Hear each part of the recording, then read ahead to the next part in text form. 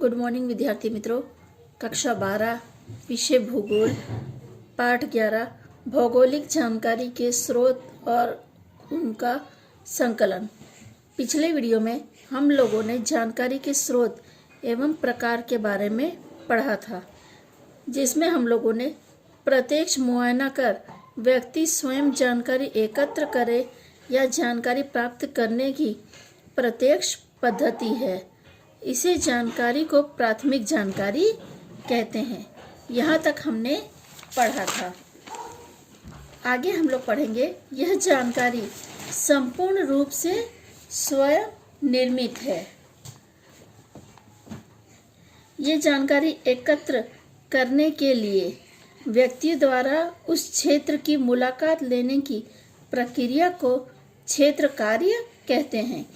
यानी आप लोगों ने देखा होगा कि अक्सर घरों पे लोग मुलाकात लेके प्रश्न उत्तर पूछते हैं और आपके बारे में जानकारी को एकत्र करते हैं, तो उसे क्षेत्र कार्य के रूप में जाना जाता है। ऐसे क्षेत्र कार्य के लिए जब जनसंपर्क करना हो तब निश्चित संख्या के व्यक्तियों से प्रश्न पूछे जाते हैं।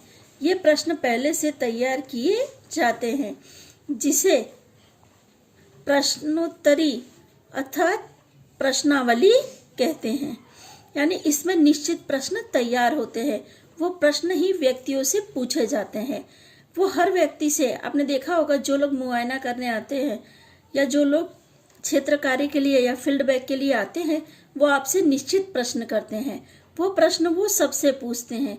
यानी एक तरह की प्रश्नोत्तरी या प्रश्नावली वो लोग तैयार करके रखते हैं।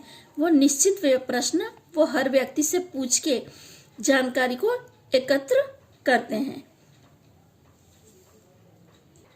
प्रश्नोत्तरी द्वारा व्यक्ति से प्रश्न पूछकर उससे उत्तर प्राप्त करना होता है।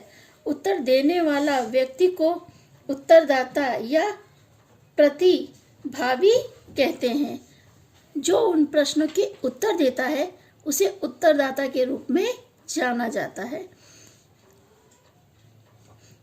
प्रश्नावली के प्रश्नों के उत्तर दूरभाष, ईमेल या अन्य स्वरूप में तैयार कर सकते हैं। कई व्यक्ति अपने अध्ययन के लिए किसी अन्य व्यक्ति या संस्था द्वारा एकत्र की गई तथा प्रकाशित की गई जानकारी का उपयोग करें तो उस जानकारी को द्वितीयक जानकारी कहते हैं। इसमें क्या है, जो व्यक्ति जानकारी एकत्र करके, आप जब कोई काम करते हैं तो उसके लिए अलग अलग जानकारी एकत्र करते हैं, तो दूसरे की जानकारी का भी आप उपयोग करते हैं। तो ऐसी जानकारी को द्वितीयक जानकारी के नाम से जाना जाता है। कुल जनसंख्या, जनसंख्या का ढांचा, सरकारी, अर्ध सरकारी या निजी संस्थाओं के कार्य से संबंधित आंकड़े को इस कक्षा में रखा जाता है। ऐसे आंकड़ों का उपयोग प्रतिबंध नहीं होता है। कोई भी व्यक्ति इन आंकड़ों का अपने अध्ययन के उपयोग में ले सकता है।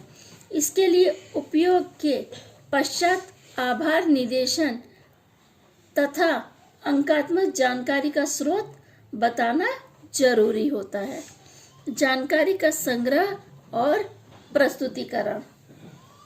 संपूर्ण जानकारी का संग्रह यानी एकत्र करना आवश्यक होता है।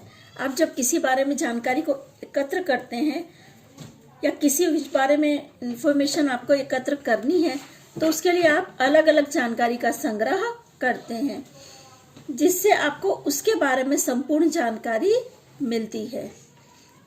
कारण कि प्राथमिक स्तर पर किसी विशिष्ट हेतु के लिए एकत्र की गई जानकारी भविष्य में अन्य किसी के लिए उपयोगी हो सकती है। इसीलिए जानकारी का संग्रह करना चाहिए। पहले सिर्फ लेखन, रेखांक या चित्रों द्वारा ही जानकारी संग्रह की जाता था।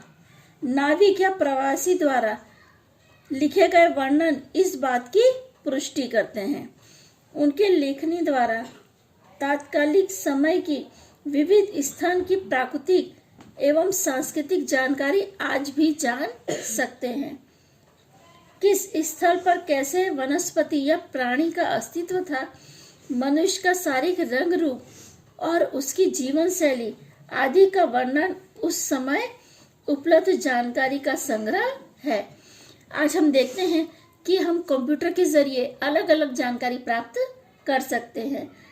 हमें कंप्यूटर के जरिए कोई भी जानकारी मिलती है, पर यह जानकारी अगर किसी ने संग्रह की है तब आप उस जानकारी का उपयोग कर सकते हैं। अगर उस जानकारी को किसी ने संग्रह ही ना किया हो तो आप उसका उपयोग नहीं कर सकते हैं। तो इसके लिए जो पहले उसका अध्ययन कर चुका है उसको उस जानकारी को संग्रह करना आवश्यक है। अभी आप कोई सर्वे कर रहे हैं तो सर्वे में जब आप अलग अलग प्रश्न करते हैं तो उस प्रश्न से संलग्न जो इन्फॉर्मेशन है वो आप इकट्ठा करके रखते हैं या संग्रह करके रखते हैं। तो पहले क्या था, पहले लिखकर, रेखा के जरिए या चित्रों के जरिए जानकारी संग्रह की जाती थी। आज हम देखते हैं कि इतिहास में पुराने समय के बारे में हमें काफी कुछ जानकारी मिलती है, पर ये जानकारी क्या है, लोगों ने एकत्र करके रखी है, लिखकर, चित्रों के जरिए या किसी न किसी रूप में वो जानकारी संग्रह की गई है। तब उस जानकारी का उपयोग आज आप कर रहे हैं। समय गुजरने पर जानकारी का संग्रह करने के रूप बदले हैं। चित्रों और उसके बाद श्वेत सांप तस्वीरों द्वारा जानकारी संग्रह होने लगा या संग्रह होने लगी। भौगोलिक जानकारी के संग्रह करने के लिए अब रंगीन तस्वीर, सिनेमाटोग्राफी, वीडियोग्राफी, मोबाइल अथवा इंटरनेट जैसे व्यवस्थापनों का उपयोग आसानी से माहिती को संग्रह करने के लिए होता है। जैसा कि मैंने आपको बताया कि पुराने समय में लोग क्या है, चित्र बनाकर या लिखकर जानकारी को संग्रह रखते थे, पर आज हमारे पास जानकारी संग्रह करने के कई साधन है। वीडियोग्राफी, मोबाइल है या इंटरनेट के जरिए आप अलग अलग जगह माहिती को संग्रह कर सकते हैं। यानी हमारे लिए जो माहिती है उसको संग्रह करना आसान हो चुका है। इस क्षेत्र में उपग्रहों का कार्य भी प्रशंसनीय रहा है। इन सभी में मानचित्र द्वारा संग्रह जानकारी का स्थान अत्यंत महत्वपूर्ण है। सरकारी एवं निजी प्रकाशनों द्वारा अनेक प्रकार के मानचित्र तैयार किए जाते हैं।